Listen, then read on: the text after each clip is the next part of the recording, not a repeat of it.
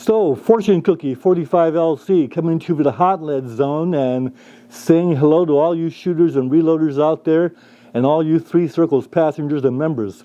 Look at this. So a lot of you like this have scrap wood in your garage. See, planks and boards of different sizes and different materials. There's oak in there, there's pine, there's plywood, there's thin planks, all kinds of stuff in there. And you might have great pieces of other lumber sitting around your garage also, like scrap 2x12s. What can we do with this? If it's snowing, you can make a sled out of this, or not. By the way, hi to all those people in Texas that are suffering from the cold. Hope you guys are hanging in there and ride that thing out. Yeah, it's cold here in California too, but no snow, so we're kind of fortunate with our weather, that's for sure. I got an idea. Let's make a reloading tray, a different design. Instead of using a cutting board, let's use one of those planks down there to make a nice reloading tray that, if we like the design, we can create some gifts for next Christmas. Okay, making saw cuts for our project. We'll use a square to set the actual cut and guide it. So we're ready to go. Make sure everything's out of the way, and we're going.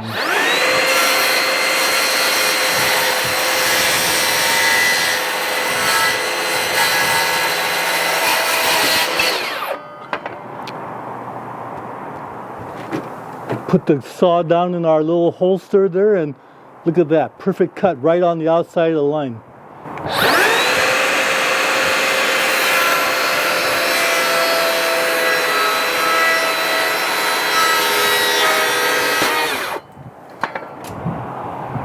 There it goes. So that's a nice rip cut there that the Makita made, except that right on the corner in front we gotta do a little sanding there, that's all.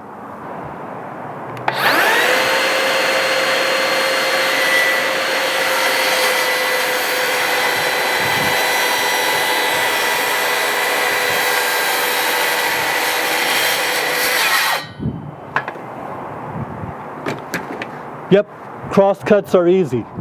And some of you have been asking me for details as to exactly how this is done. You want to go ahead and figure out how large a tray you're going to make, and that depends on how many cartridges you want the tray to hold. So I'm doing high capacity here, and I'm going to load 75 rounds. So there's going to be 75 holes in here to hold the cartridge cases. But, now you haven't seen this design before, but this is a Fortune Cookie 45LC design. I'm also going to have holes to hold reloading dies. So the tray not only will hold all the cases, but also reloading dies to load those cases. And there's going to be a thick enough base so that the reloading dies will be held up off the bench top. One of you out there asked me how you laid out the holes to be drilled. And the mathematics is you take the distance that the holes are going to be spread out on, and you add 1 to the number of columns that you're going to have. So for instance, I'm going to have 6 reloading dies. So you take the distance from here to here, and you add 1 to the 6, and so you get 7. Turns out that this is 14 inches wide, divide by 7, and that means you're going to spot the holes every 2 inches, and that'll give you 6 holes. You want 6 holes. So again, the rule is n, the number of holes, plus 1, divided into the total distance. And that gives you the spacing for the holes. So I'm going to have 15 holes going across here for the cartridge cases. So you take 15, add 1, you get 16. 16 dividing into 14 total distance. And that gives you whatever that computation is, and that's how far apart all the holes are. And then you take this distance and you do the same thing. How far do you have? It happens to be 4 inches. You're going to have 5 rows of holes, so 5 plus 1 is 6 divided into 4 inches, and that gives you the spacing to get the holes drilled in there and be properly spaced. Now, since our last video on this, I built a fence for my drill press platform. And the way that works is you put the fence such that it's nice and square, and when you put the reloading tray up against it, then the drill press will put the center of the drill hole right on the row. So then all we gotta do is make sure we align it in this direction and drill our holes. This will keep all of our rows straight. And I had a problem doing that with the last reloading tray. So here you go. Put it against the fence, and it's going to be in the right row.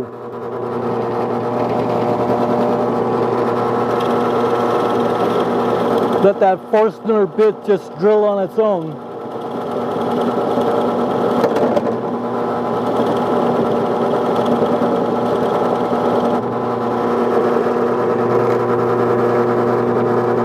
Like so. Okay, so now let's go ahead and drill the holes for the cartridge cases. We're using 0.497 inch Forstner bit for 308, 243, all those calibers. So let's go ahead.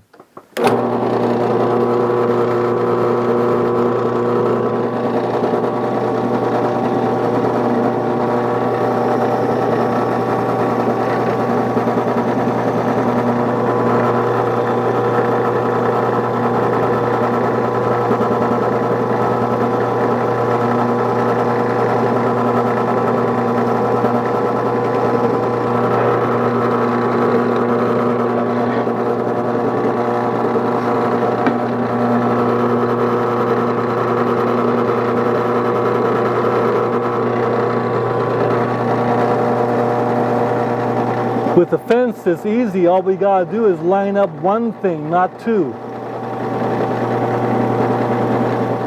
Now we simply take an electric drill and we go ahead and use the little divot in the center of each hole to drill through and make a pilot hole on the other side. Now when we run our Forstner through the pilot hole, it'll make a perfect hole on both sides with no tear out. So we'll just go ahead and run through from this side. No fence needed. So you see, we just simply let the Forstner find the pilot hole and then drill through from this side.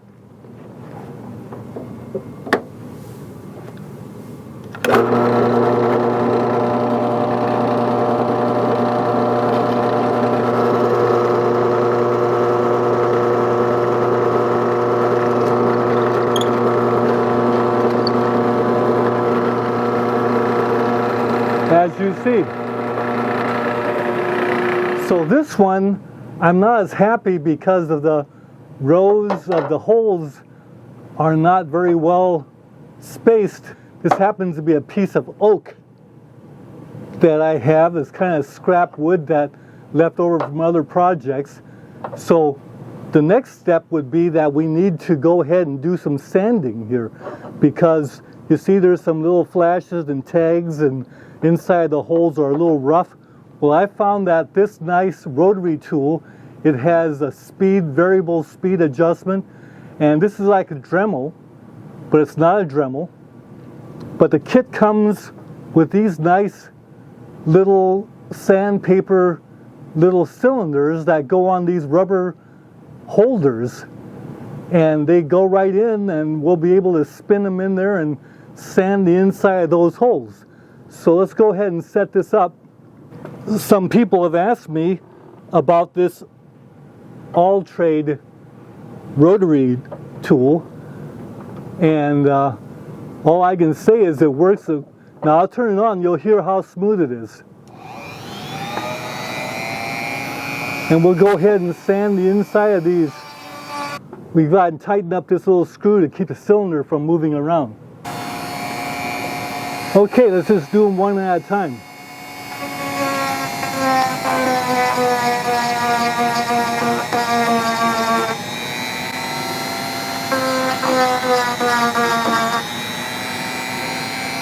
Nice.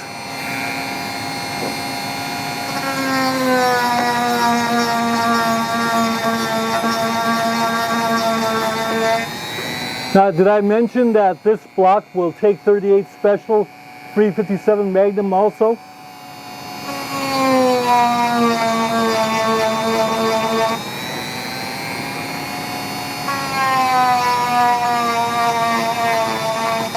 Now this cylinder happens to be 60 grit. The kit also comes with 120 grit.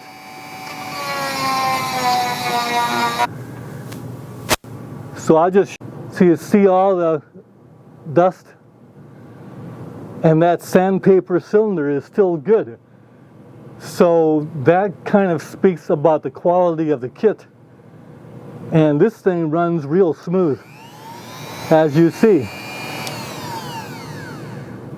Reliable, and it did a good job and did the whole job. And this thing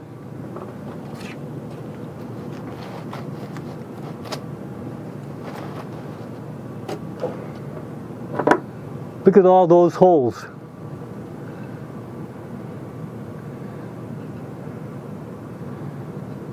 They're all good. 308.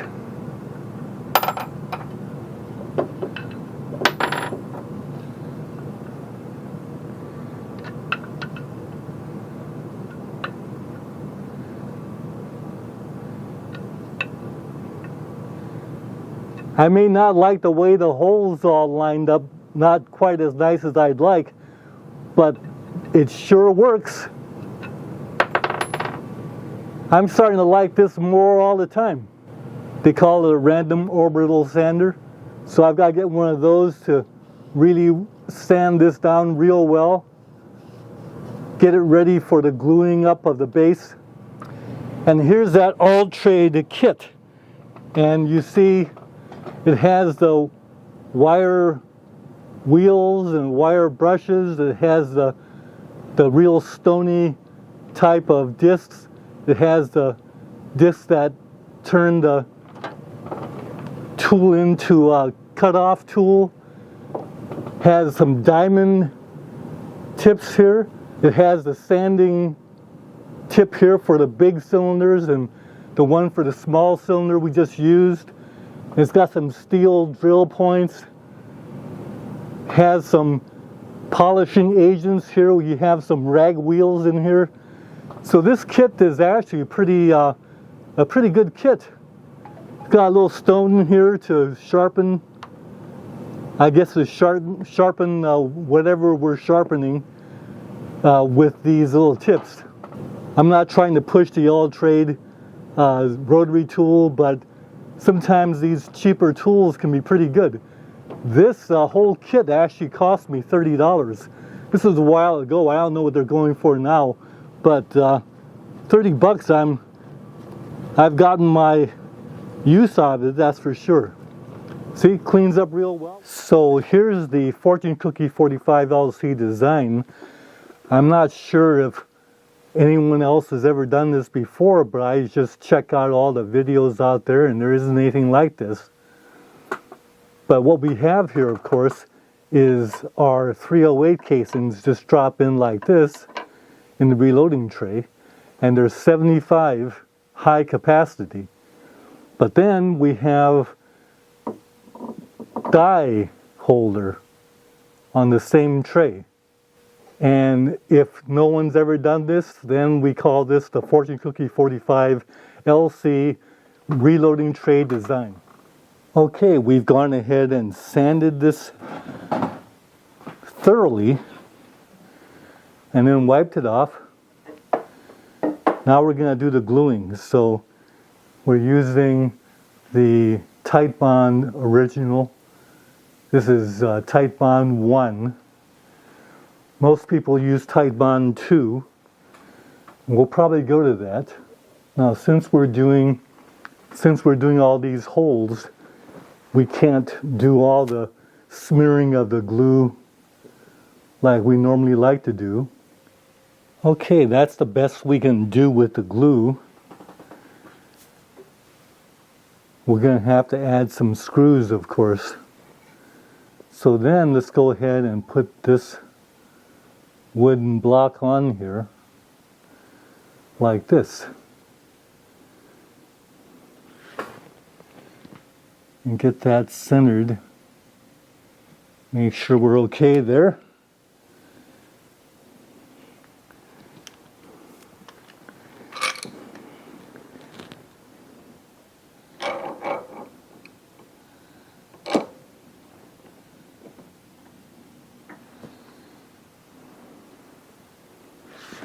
Lightly at first.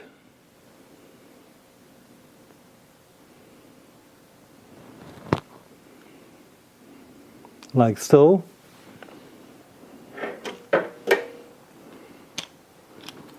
And now another clamp. Okay, there are the clamps. So 3 Bessie F clamps, and I didn't crank them up max because you don't need that much pressure. We got some glue squeezing out, so we went ahead and removed that. Now we'll let this sit overnight and come back to it. Okay, it's the next morning. Let's go ahead and take this apart.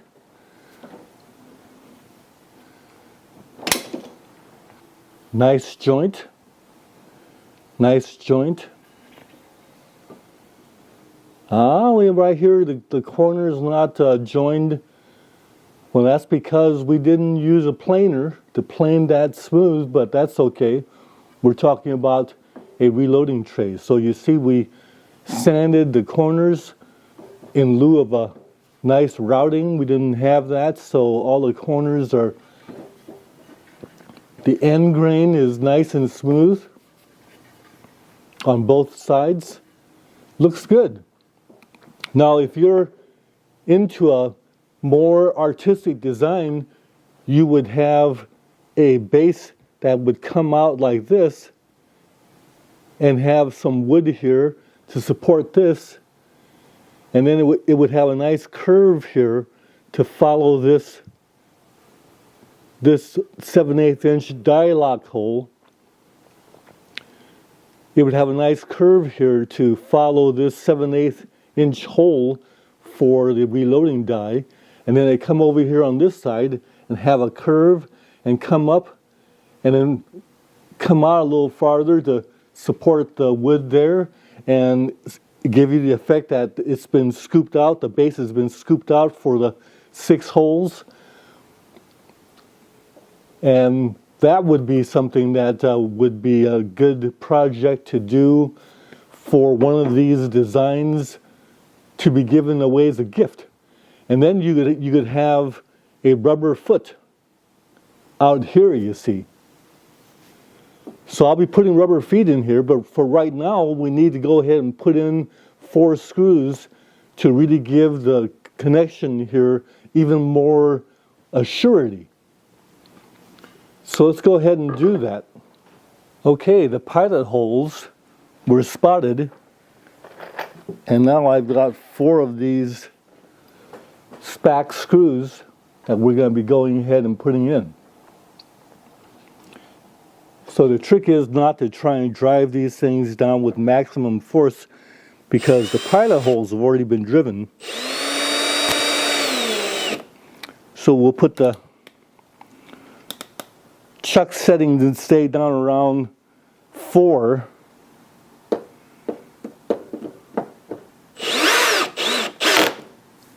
And there it is. Let's put it at 6. The screw holes were already countersunk, so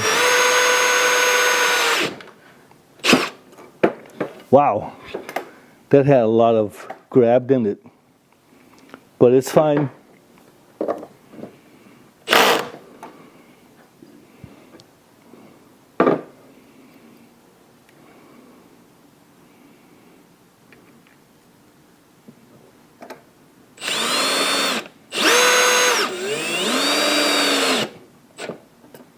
There it is.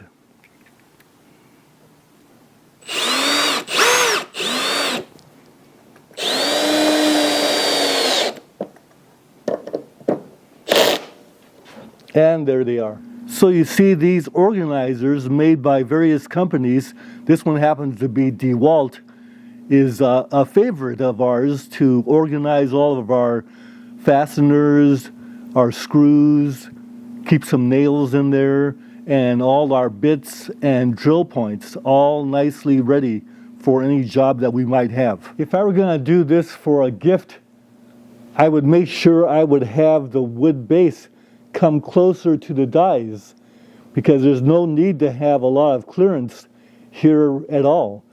So we could make a little scallop here that comes down close, say within 1/8 of an inch of those die holes, and come up over here and scallop up on this side, and thereby have a lot more support and strength and robustity to the project. And by leaving more stock closer to these die holes, that would give more support underneath here, so I could space these holes a little farther apart. As it is, I've lost some of the wood here, so I had to bring the cartridge holes closer together, and that didn't work out as well. But still, I like this tray because it's very useful. It's for my own use. I'm going to really enjoy using this, even though it's not perfect. We like to get our woodworking as perfect as possible, even though that's not achievable. The nice thing about wood is that it's so unique, and we can actually express our own creativity. Say, for instance, here on the front surface, nice and smooth, but look at that nice grain in there. This is softwood base, but it's fine. Makes up for it by the actual dimensions of it. But look at this.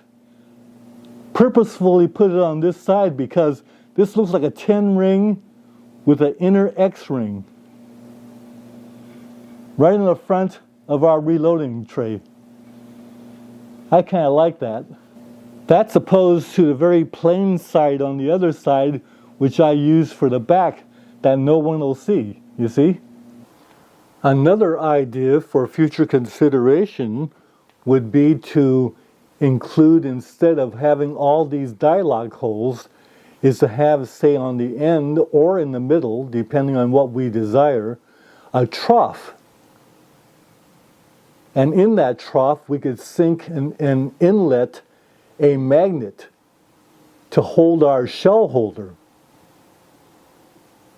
That would be a nice touch for a future tray. Another idea would be to use a smaller hole, big enough for a Lee dipper handle to drop through, to hold our Lee dipper or two. And who knows, I could very well take this concept to Lee, and they could produce this thing in a big piece of plastic or wood and market it. So as you can see, this is based on the principle of the cantilever, whereby you get more useful surface or living space or useful space on a smaller footprint, smaller foundation. So now you see the tray is almost finished. What you want is the tray to pass the die drop test. So you put it in off center and it goes right in. And when you lift it out, there's no grab. Now, think of how awful it would be if you grabbed a die and you pulled it like this and it pulled the tray off the table and made everything bounce. That can't happen. So each one of these must be fully free, as you see. And that causes satisfaction down the road. Same thing for these 308 cases. When they come out, there shouldn't be any grab. And when they drop in, they should just drop in and find their home and go right down to the bottom.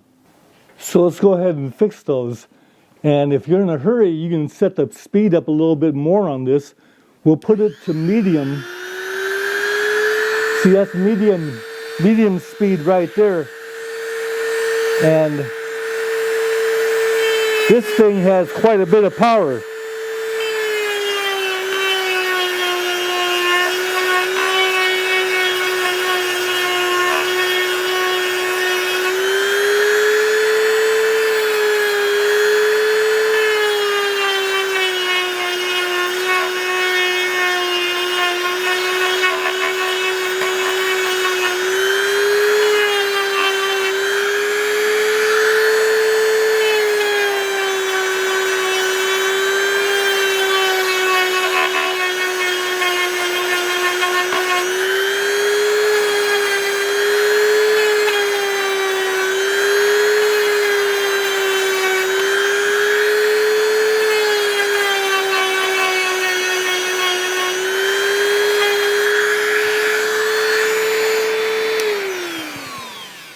So you see, that's only medium speed. They're still fast. And talk about doing a job.